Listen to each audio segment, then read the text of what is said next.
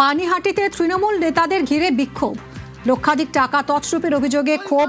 মহেন্দ্রনগরে পাড়া কমিটির বৈঠকে উত্তেজনা ছড়ায়।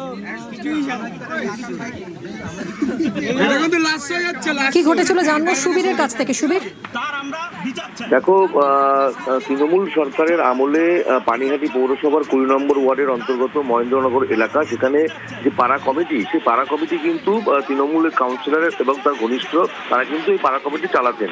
এবং তৃণমূল সরকারের পালাবদলের পর কিন্তু এখনকার বর্তমান যে পরিস্থিতি, সেখানে এলাকার মানুষজন তারা কিন্তু পাড়া কমিটির থেকে হিসাব চায় এবং সেই নিয়ে কিন্তু গতকাল রাত্রিবেলা একটি মিটিং বসে এবং মিটিং চলাকালীন প্রায় লক্ষাধিক টাকার উপরে কিন্তু তারা কোনো হিসেব দিতে পারেনি।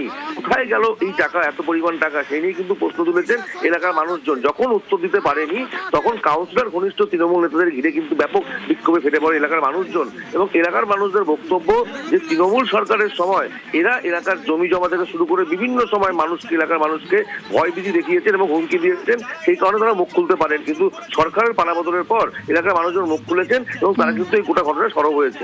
ধন্যবাদ সুবীর।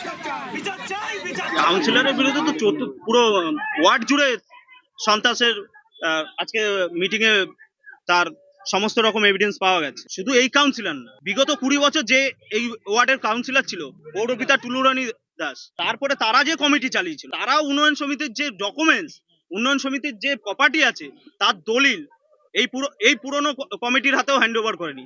এই কাউন্সিলর যতটা দায়ী ততটাই কিন্তু ওই আগের পুরনো কাউন্সিলরও টুলুরানী দায়ী। এখন